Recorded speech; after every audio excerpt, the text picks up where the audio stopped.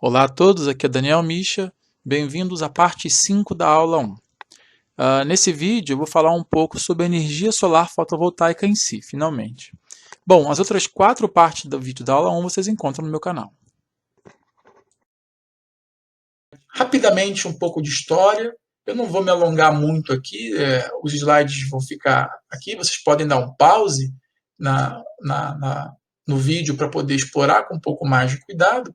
Mas eu elenquei ali desde o começo da trajetória, né, desde 1839, quando o próprio efeito fotoelétrico ele foi descoberto pela primeira vez por Becquerel, francês, né? E de lá para cá, então, diversas contribuições. Eu vou citar aqui, em 1877, o primeiro artigo científico onde o efeito fotovoltaico é ligeiramente diferente do efeito fotoelétrico, onde no efeito fotoelétrico você arranca elétrons de um material metálico ou de outro material, e no efeito fotovoltaico, na verdade, você promove elétrons, né? Você arranca elétrons das ligações químicas, mas ele se mantém no material, e ele pode ser usado utilmente para ser convertido em energia elétrica. Mais uma vez, eu vou explicar isso com muito mais cuidado em uma outra aula, tá? Então, a primeira célula fotovoltaica de selênio com 0,5% de eficiência, logo em seguida, com uma célula de selênio melhorada com 1% de eficiência, uma patente em células solares já em 1888, tá? E a gente vai ter, no começo do século XX, uma contribuição importante, que é a contribuição de Einstein, para a gente compreender, teoricamente, o efeito fotoelétrico, consequentemente o fotovoltaico também, de certa forma, que rendeu a ele o prêmio Nobel, né? A gente vai ter, em 1904, a produção de uma célula solar de junção semicondutora pela primeira vez, né? Cobre e óxido de cobre. Então, todos esses eram protótipos que rendiam pouca eficiência e eram protótipos, vamos dizer assim, de difícil produção industrial. Em 1947, 1954, na década de 40 e 50, principalmente guiados ali pelos cientistas da Laboratórios Bell Laboratories, nos Estados Unidos, você tem a invenção de diversos dispositivos importantes, como o transistor, que vai revolucionar a área da computação, a miniaturização dos computadores, mas eu trouxe aqui o transistor porque é um componente semicondutor, assim como a célula solar. E logo em seguida, 7 anos depois, então, a primeira célula solar fabricada com silício, produzida por outros cientistas no mesmo laboratório, atingindo uma eficiência de 6%. E num formato que era possível fazer uma escala industrial bem maior. Tá? Então, década de 50, as células solares fotovoltaicas, da forma como a gente conhece hoje, vão surgir. Bom, logo em seguida, 4 anos depois só, incrível a evolução, né? A gente vai ver o primeiro satélite lançado com painéis solares, ou módulos solares, de silício na época, né? Então, os módulos de silício abasteceram o Vanguard 1, que foi um satélite americano, lançado no espaço em 1958. Olha que interessante esse dado, né? Anteriormente, satélites eram lançados, só que ele levava uma bateria com a energia elétrica armazenada. Só para a gente ter uma noção, esses satélites duravam da cerca de 6 meses e depois desligavam, porque a bateria acabava, né? Além disso, outros componentes também não eram tão desenvolvidos assim. Mas principalmente o gargalo era a bateria. O Vanguard 1 funcionou por mais de 5 anos, baseado na energia solar. Ou seja, né, teve um aumento aí de 10 vezes, pelo menos, de 6 meses que duravam os satélites. Esse satélite funcionou por pelo menos 5 anos. Isso por conta da energia solar. Bom, então a gente vai ter aí a escalada, né, da evolução da energia solar, módulos com 14% produzidos em 1960, a primeira conferência sobre energia solar no mundo, né, em 1961, pelas Nações Unidas. Em 1967, a primeira missão espacial tripulada com painéis solares. Logo em seguida, outros eventos importantes, como o uso de painéis solares em calculadoras eletrônicas, ou seja, no nosso dia a dia. A década de 70 vai ver aí o avanço no uso da energia solar para uso residencial, né, nos telhados. E aí a gente tem na Casa Branca lá a instalação de 500 kilowatts de módulos fotovoltaicos. Em 1983, a produção mundial de energia fotovoltaica já excedia 21 megawatts, no mercado que já operava aí os 250 milhões de dólares. Em 1991, vai ser criado um dos laboratórios mais importantes no estudo de energias renováveis, o National Renewable Energy Laboratory, chama de NRL, que é o laboratório de pesquisa em energias renováveis dos Estados Unidos. E eles publicam todo ano, né? Na verdade, várias vezes ao ano, eles atualizam esse gráfico. Esse gráfico que está na tela de vocês é um gráfico do histórico de eficiências das células solares.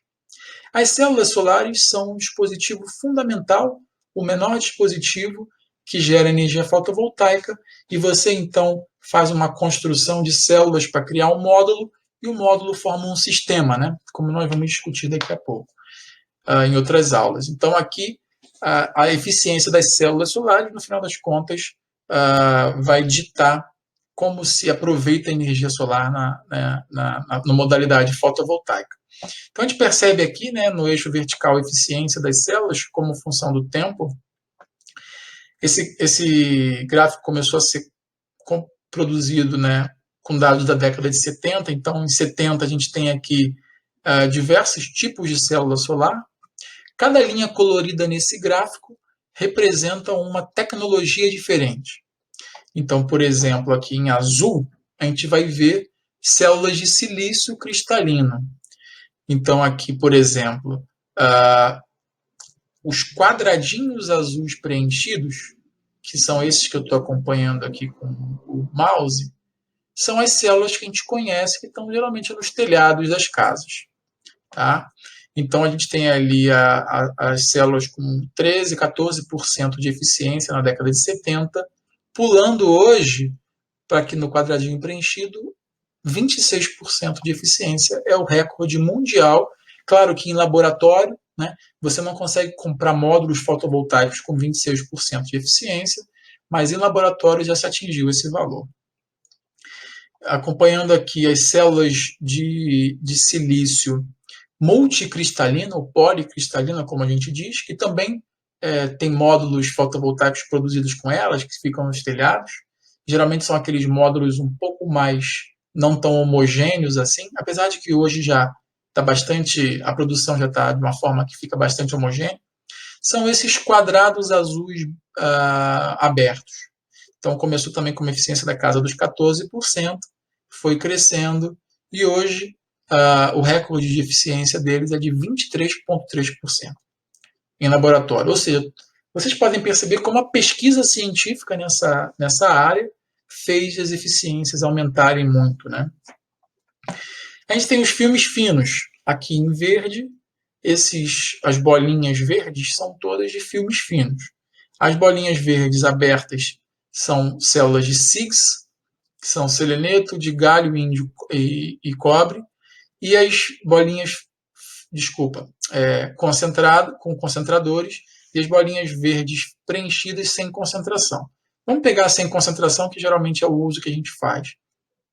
A gente vai ver um aumento de eficiência da casa dos 5% em 1976, acompanhando aqui até 23%, de 5% para 23% em menos de 50 anos, né? Incrível. CDTE, que é outro material de filme fino, saiu aqui da casa dos 8% para mais ou menos 22% hoje. Então, essas são as células que estão no mercado. Silício amorfo, que são essas bolinhas brancas, bolinha verde mais abertas aqui.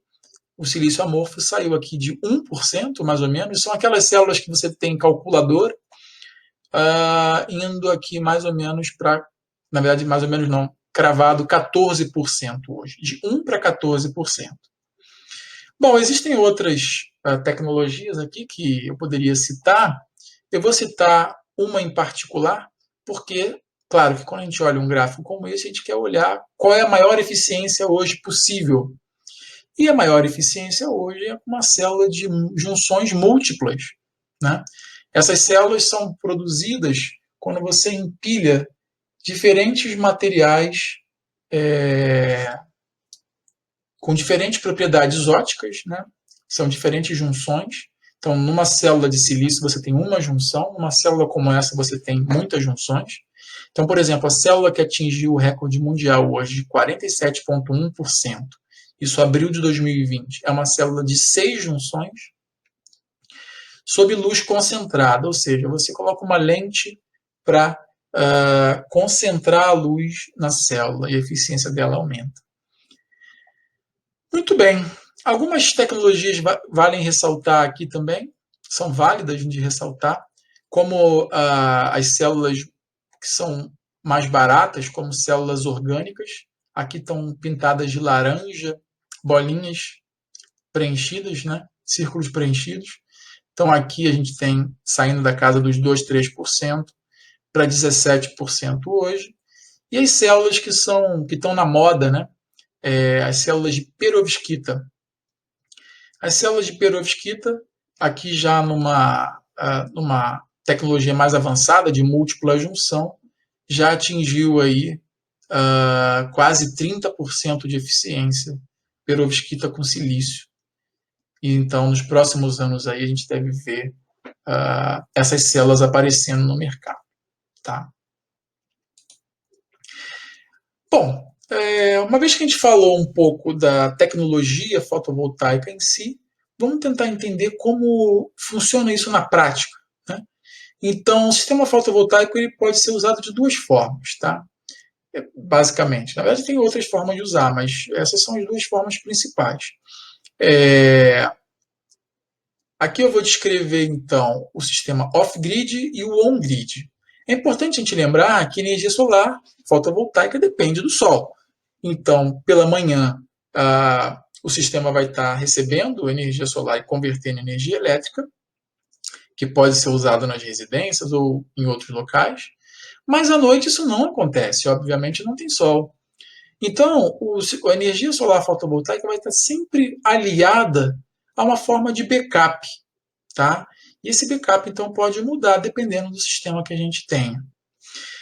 No sistema off-grid significa, então, desconectado da rede. Então, em lugares remotos, por exemplo, onde a rede elétrica não chega, você pode ter um sistema como esse. E aí você precisa, à noite, ter um backup, e esse backup, por exemplo, podem ser baterias. Então, pela manhã, a energia solar é convertida em energia elétrica, armazenada em baterias e à noite utilizada. E no sistema on-grid, ou conectado à rede, você pode usar a própria rede elétrica para abastecer sua casa à noite. Vamos entender cada um desses sistemas. Então, basicamente, no sistema off-grid, então você precisa instalar baterias, que são uma parte bem cara do sistema, né? Então, só realmente em locais onde isso vale a pena, né? Onde a rede elétrica não chegue e você precisa muito da energia elétrica. Você, então, pela manhã, recebe energia solar, converte em energia elétrica, que pode ser usada tanto para você naquele momento da sua demanda, como também pode ser armazenado em baterias. Na verdade, quando um projetista projeta um sistema como esse, ele projeta de modo a que a energia sobre de manhã para que seja armazenada em baterias para ser usada à noite. E no sistema on-grid, você gera energia solar de manhã para a sua demanda, ou se você gerar mais do que você consome, você injeta essa energia na rede.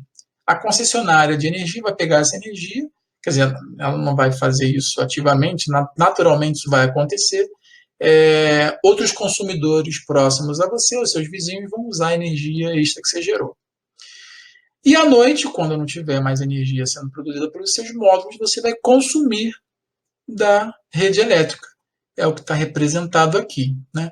Então, a parcela que você injeta na rede é contabilizada pelo relógio como geração, e a parcela que você consome à noite é contabilizada pelo relógio como consumo. Né? E no final do mês, a distribuidora de energia elétrica vai fazer um balanço do quanto você gerou e consumiu para cobrar a sua energia ou gerar créditos para você nos próximos meses.